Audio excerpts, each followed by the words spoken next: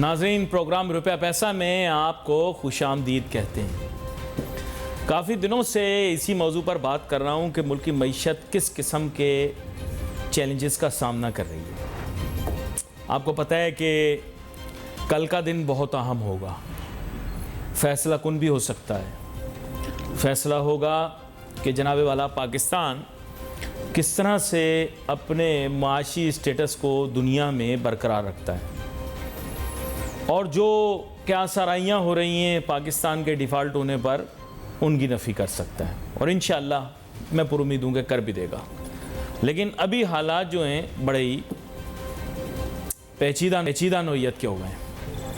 इसके साथ साथ बैंकों की जानिब से पैगामात भी नशर हो रहे हैं और बैंक जनाबे वाला ये कहने की कोशिश कर रहे हैं कि $30,000 एक साल में कार्ड बेस्ड ट्रांजैक्शंस पे क्रॉस बॉर्डर कमर्शियल पेमेंट्स में इस्तेमाल हो पाएंगे।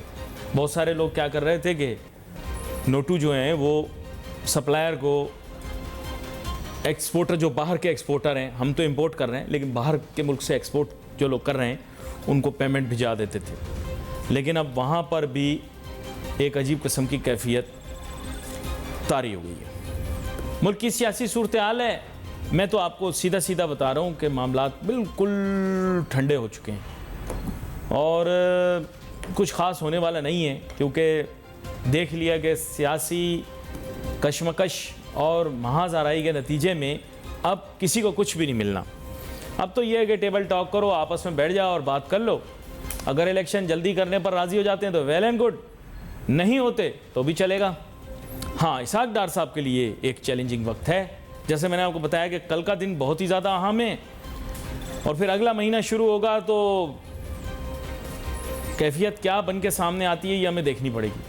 Pakistan has extreme shortage of foreign exchange. इसको कवर करना है तो हमें किस चीज़ की ज़रूरत होगी?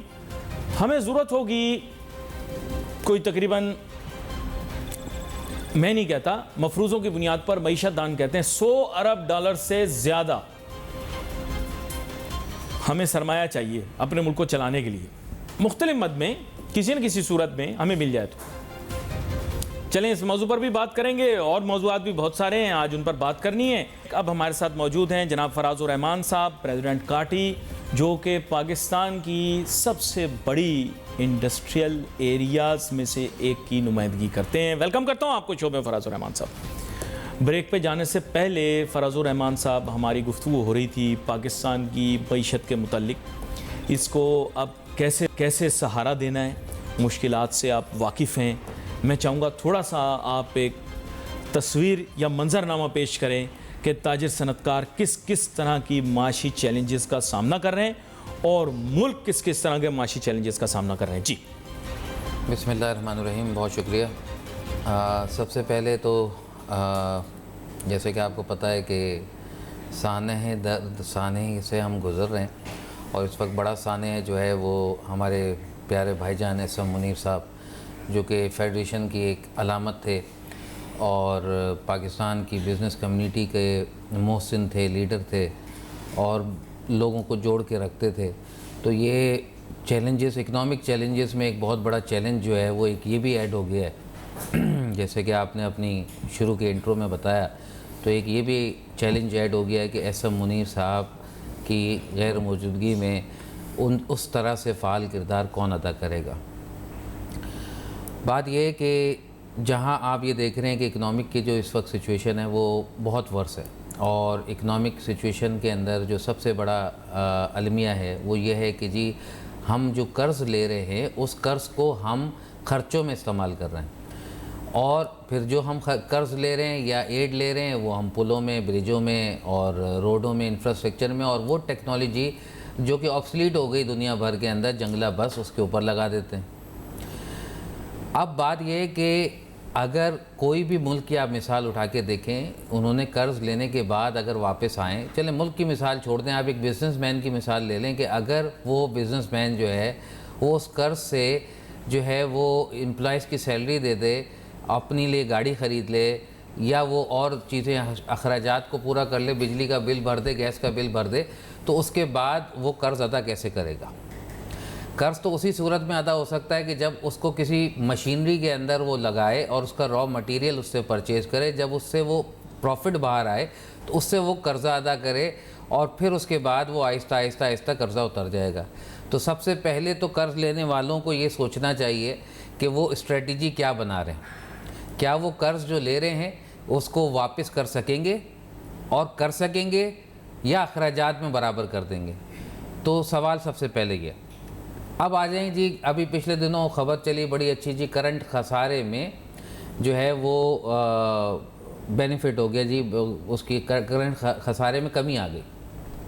अब आप अंदाज़ा करें कि करंट खसारे की कमी अपनी जगह और आपने उस करंट खसारे की कमी करने के लिए आपने क्या क्या कॉम्प्रोमाइज़ किया, अब उसकी तरफ आ जाए। ये तो एक ख़बर हो गई लोगों को खुश करने के लिए। आपका जीडीपी कहाँ पहुँच गया और जीडीपी अगले 3 महीने में कहाँ होगा, सवाल ये पैदा होता है। आपकी लोकल इंडस्ट्रीज़ जो है उसके पास गैस नहीं है, बिजली नहीं है, वो इस वक्त किस बहरान से का शिकार है। एक्सपोर्ट्स आपकी बिल्कुल मिनिमाइज़ पे चली जाएंगी।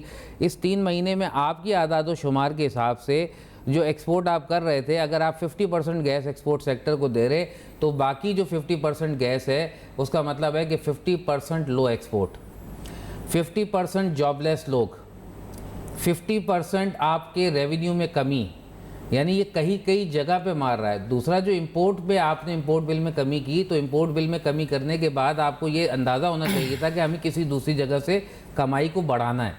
क्या वही लोग जो टैक्सेस दे रहे हैं वही दोबारा टैक्सेस देंगे, या फिर हमने कोई एक नई अम्ब्रेला बनानी है कि जिसके तहत हमने नए टैक्सेस जो है वो लेवी करने ताकि जो एग्जिस्टिंग टैक्स पेयर्स हैं उनके ऊपर लोड ना पड़े।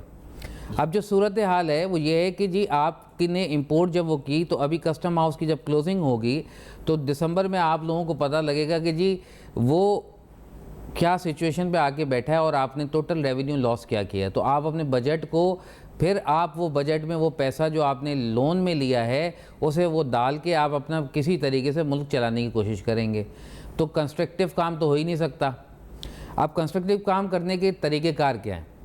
इंडस्ट्रियलाइजेशन नो, और कोई तरीक़ाकार इस वक्त सिर्फ़ और सिर्फ एक तरीका है और वो है आईटी सेक्टर और हमारे बेरोज़गार बच्चों को जो कि लाखों की तादाद में आईटी से रिलेटेड लोग हैं जिन्हें ना जॉब्स मिल रही हैं ना जिन्हें कंप्यूटर की अच्छी खासी नोहा होने के बावजूद, और दुनिया भर में सबसे बड़ा रेवेन्यू जनरेशन इस वक्त आईटी बन गया है और हम बदकिस्मती से उस तरफ जो है वो उस तरह से तवज्जो नहीं दे पा रहे हैं जिस तरह से हमें तवज्जो देनी चाहिए। अभी एक मेरे इल्म में आया परसों कि जी एक कोई डेवलपमेंट फ़ंड आया था जिसे तारिक रोड में एक ऑफ़िस खाली करके उसके अंदर लगा दिया और उसे जी डिक्लेयर कर दिया कि जी ये जो है ये हमारा आईटी ज़ोन है।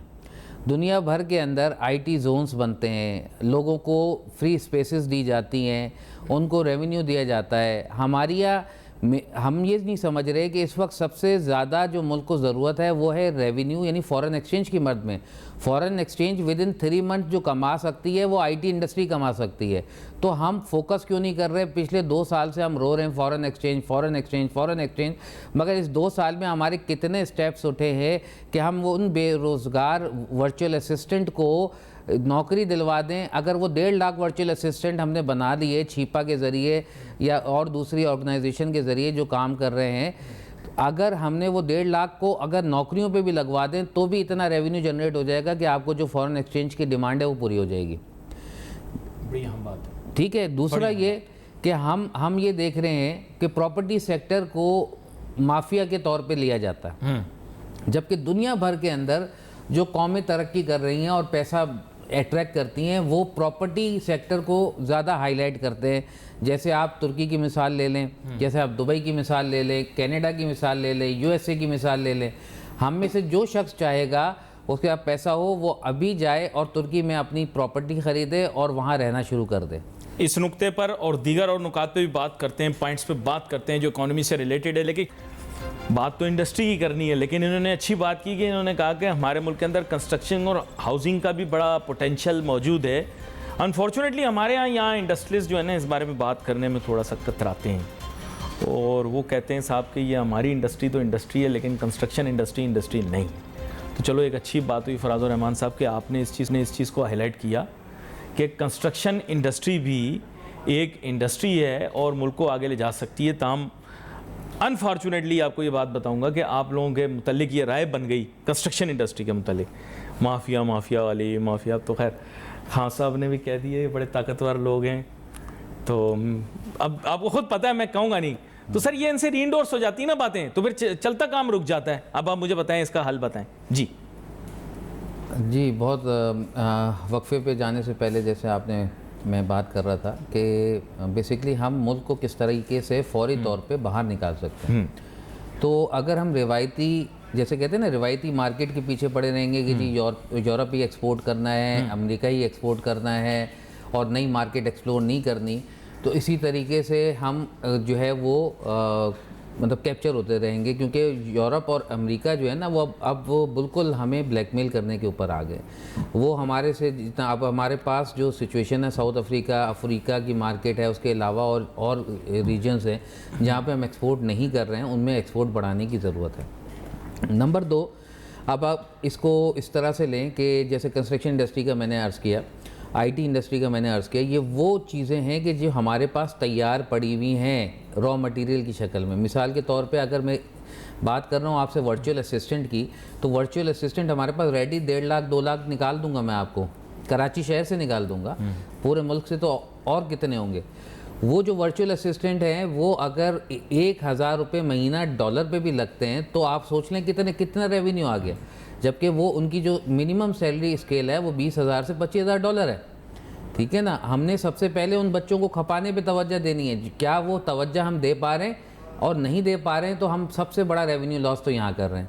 नंबर 2, हमारे पास प्रोजेक्ट्स हैं, ठीक है ना, बड़े बड़े प्रोजेक्ट्स लोग लेके आ रहे हैं और अब टेक्नोलॉजी हमारी यहाँ कंस्ट्रक्शन इंडस्ट्री की बहुत इंप्रूव हो गई है, ठीक है, बहुत लग्जरी लिविंग की तरफ आ रहे हैं और बहुत लैंड हमारे पास इस तरह की रखी है अर्बन एरियाज़ के अंदर। अब तो लाहौर में कंस्ट्रक्शन के प्रोजेक्ट्स आ गए। पहले तो आपने कभी सुना नहीं होगा कि लाहौर के अंदर कोई कंस्ट्रक्शन का प्रोजेक्ट है, कोई ये इस्लामाबाद जा रहे हैं। तो इसका मतलब ये है कि इसका एक मोब क्रिएट हो रहा है ना कंस्ट्रक्शन इंडस्ट्री का, और लोग पैसा लगाना भी चाहते हैं।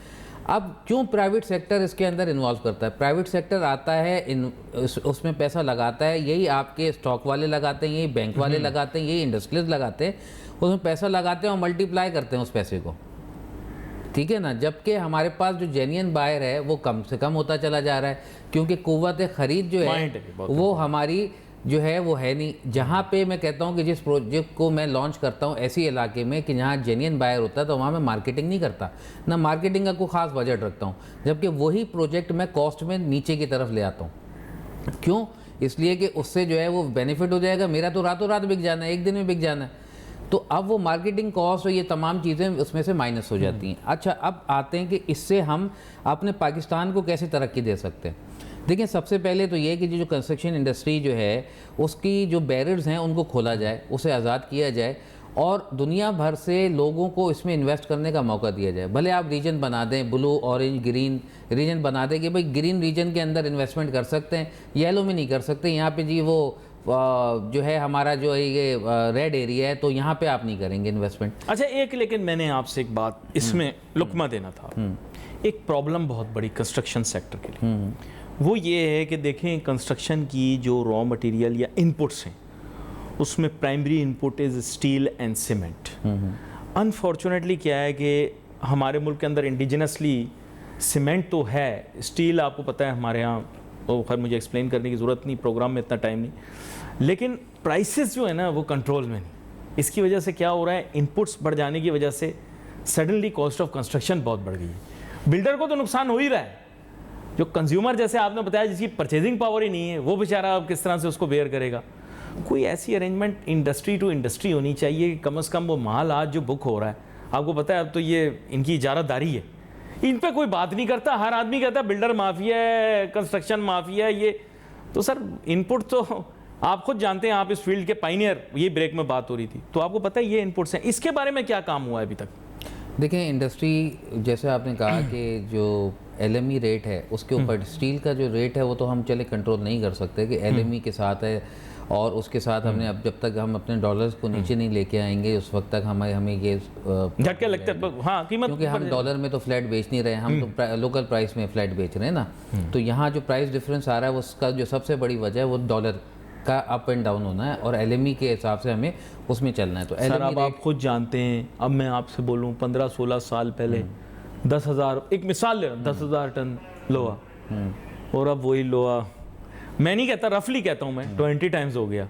तो कंस्ट्रक्शन कॉस्ट भी तो बढ़ेगी ना। मैं 20 टाइम्स नहीं बढ़ेगी, लेकिन 10 टाइम तो बढ़ जाए। मैं अंदाज़ा लगा रहा हूँ, क्या कहते हैं आप? कई गुना ज़्यादा है, क्योंकि एक तो ना सिर्फ ये कि पहले जो है वो एक सादगी वाली कंस्ट्रक्शन ज़्यादा रुझान था और हमारी लोकल प्रोडक्ट्स ज़्यादा इस्तेमाल होती थी। अब वो लोकल प्रोडक्ट्स ने भी अपनी रेट जो है ना सीमेंट और सरिये के साथ साथ महंगे कर दिए। जनाब वाला, आप इस कंस्ट्रक्शन इंडस्ट्री को कहाँ लेकर जाएं? भाई मैं इस पर बात कर सकता हूँ, लेकिन मसला पता है क्या है? लोग कहेंगे कि काटी के चेयरमैन को बुलाया और कंस्ट्रक्शन के मौजू पे बात कर ली। तो थोड़ा सा कुरंगी इंडस्ट्रियल एरिया और दीगर इंडस्ट्रियल एरियाज़ पे भी बात कर लेते हैं, उनकी तरक्की के लिए क्या क्या होना चाहिए।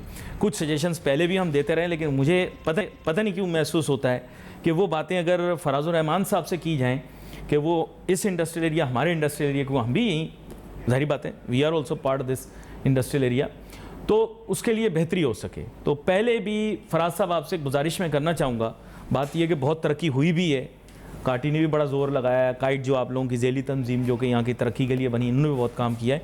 यहाँ पर 2-3 इशूज़ हैं जो मैं एड्रेस करना चाह रहा हूँ। मेन रोड्स तो बहुत अच्छी हैं कुरंगी की, there is no doubt, the quality is better than other industrial areas, पर ये जो अंदर की गलियाँ हैं ये थोड़ी डैमेज्ड हैं कुरंगी की, इनको थोड़ा अपग्रेड करने की ज़रूरत है। I am sure this is on your agenda. दूसरी चीज़ जो है सर, एक मैं आपकी नज़र करूँगा कि पानी का कुदरती ज़ख़ीरा कुरंगी इंडस्ट्रियल एरिया के साथ बनाया जा सकता है। वो ये है कि चूँकि यहाँ पर आपको पता है नदी बहती है, और नदी बारिश का जब प्रेशर आता है तो अगर इसको यहाँ पर एक बेसन सा बना लिया जाए, एक वाटर स्टोरेज सा बना लिया जाए, तो बहुत सा पानी यहाँ इकट्ठा किया जा सकता है। और वो पानी अगर ये जिस तरह क्रॉसिंग के पास अगर उसको रोक दिया जाए तो ये है कि फिर उसके साथ इंडस्ट्रियल वेस्ट की मिक्सिंग भी नहीं होगी, और ये एक अच्छा, मैं आपको बता रहा हूँ, बहुत अच्छा वाटर स्टोरेज भी बन जाएगा, और हो सकता है आप इसको मल्टीपल पर्पसेस के लिए यूज़ भी कर सकें। और इसके अलावा एक देरीना ख्वाहिश जो यहाँ के लोगों की हमेशा से रही है कि पावर जनरेशन जो है ना सर, उसको इंडिजिनसली किसी तरह आप इंडस्ट्रियलिस्ट खुद ही यहाँ पर जनरेट कर लें, क्योंकि कुरंगी का इतना बड़ा कंट्रीब्यूशन है ओवरऑल पाकिस्तान की इकोनॉमी और जीडीपी की तरफ, और इतनी सारी बड़ी बड़ी मल्टीनेशनल इंडस्ट्रीज़ यहाँ पर कायम हैं। तो ये 3 इशूज़ थे, मैंने आपकी नज़र कर दिए।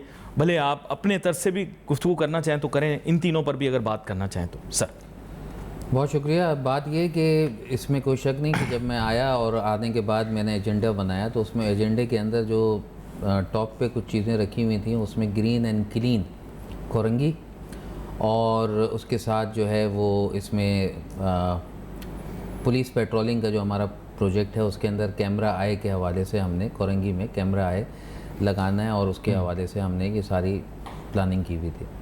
अभी हाल ही में आपके इल्म में आया होगा कि हमने एक प्रोग्राम जो है वो सिंध पुलिस के साथ, आईटी डिपार्टमेंट के साथ मिलकर, सबसे पहली काटी ही ऑर्गेनाइजेशन है जिसने वो ना सिर्फ अपनियाँ लगाया बल्कि वो जो है ईवीएस सिस्टम कहलाता है, वो इलेक्ट्रॉनिक एम्प्लॉयर वेरिफिकेशन सिस्टम जी, ये हमने ना सिर्फ अपनियाँ लगाया बल्कि हमने ये सिस्टम जो है वो अपनियाँ कुरंगी में अपने मेंबरान के लिए भी बाकायदा उसके लिए दरवाजे खोल दिए, और हम मेंबरान की रजिस्ट्रेशन कर रहे हैं, उनके इंस्टॉलेशन और ये तमाम चीज़ों में हम उनको मॉनिटर कर रहे हैं। अच्छा, ये क्योंकि देखें किसी भी इंडस्ट्रियल एरिया की जो सबसे बड़ी रीढ़ की हड्डी होती है ना, वो उसका लॉ एंड ऑर्डर होता है जी। अगर लॉ एंड ऑर्डर सही नहीं होता तो डेफिनेटली ओनर्स जो है या फैक्ट्री के जो मालकान है या मुलाजमीन है, वो जब सेफ़ एंड सिक्योर नहीं होंगे तो वो कैसे काम करेंगे, और वो ज़हनी तौर पे उनका सेफ़ होना बहुत इंपॉर्टेंट जी। है। एक ज़माना आपने ये भी देखा कि यहाँ मगरिब से पहले निकल जाना लोग प्रेफर करते थे, आज रात गए तक शिफ्टें भी चल रही हैं और सारी चीज़ें हो रही हैं, और इसको मज़ीद बेहतरी बनाने की हम कोशिश कर रहे हैं। आपने बताया मेन रोड से आप बहुत सेटिस्फाइड हैं, यकीनी तौर पे होंगे, मगर मेन रोड के साथ जो सफाई के हवाले से जो मामलात हैं उन पे भी मैं करना चाहिए। हाँ, उस पर तवज्जो है। उसके अलावा उसके साथ ग्रीन बेल्ट को इम्प्रूव करने का वो तो बहुत अच्छा सिलसिले में हमारी चीज़ें चल रही हैं। उसके साथ हमें आते ही खुशकिस्मती से हमने वाटर एंड सेवरेज बोर्ड के हवाले से बड़ी अच्छी मीटिंग की। एमडी वाटर बोर्ड जो कि नए आए थे सलाउद्दीन साहब, मुनीर साहब ने भी अपनी आखिरी तकरीर में उन 2 लोगों के नाम लिए, एक से शिकवा और एक से मोहब्बत का इजहार किया, और दोनों को यही कहा कि दोनों मेरे बच्चे हैं। तो सलाहुद्दीन साहब की ख़ास बात यह है कि वो डूअर आदमी है, और सलाहुद्दीन साहब ने जो है वो आते ही हमें जो है वो माशाल्लाह 2 गाड़ियाँ जो है वो हमें दी, जो कि काफ़ी मालियत की हैं, जैसे Korangi association of trade industry के लिए डेडिकेट किया।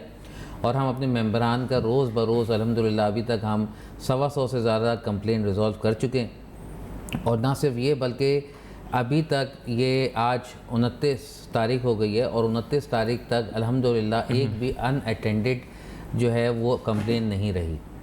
तो ये एक अल्लाह ताला के फजल करम से बड़ा हमारे पास ख़ास करम मेरे ऊपर अल्लाह ताला ने किया। अच्छा, अब आ जाएँ कि आपने कहा कि जी अंदर की गलियाँ, उसके हवाले से हमारी बातचीत चल रही है, और इंशाअल्लाह ताला अंदर की गलियाँ बहुत जल्द जो है वो बेहतरी की तरफ आ जाएंगी। उसके बहुत सारी रोडों के जो है वो ऑलरेडी हमने अप्रूवल करा ली है। अच्छा, अब जो सूरत हाल है वो ये है कि क्योंकि हम ये चाहते हैं कि रोडें बने उस वक्त जब सीवरेज का निज़ाम हमारा बेहतर हो जाए, और उसके लिए आप काविश कोशिश कर रहे हैं। मेरे पास वक्त असल में मुख्तसर है, जी। आज बहुत सारे मौज़ूआत पर बात हुई, जी, तो कोशिश करेंगे। जी। आप तो हमारे पड़ोसी ही हैं एक तरह से, तो आपको फिर हम मुतअद्दिद मरतबा तकलीफ़ देंगे कि आप प्रोग्राम में तशरीफ़ लाएँ और यहाँ भी और पूरे पाकिस्तान के माशी मामलात के ऊपर कर सकें। नाज़रीन, wait for message on Facebook. Ali Nasir हमारी टीम को इजाज़त दीजिए। अल्लाह हाफ़िज़।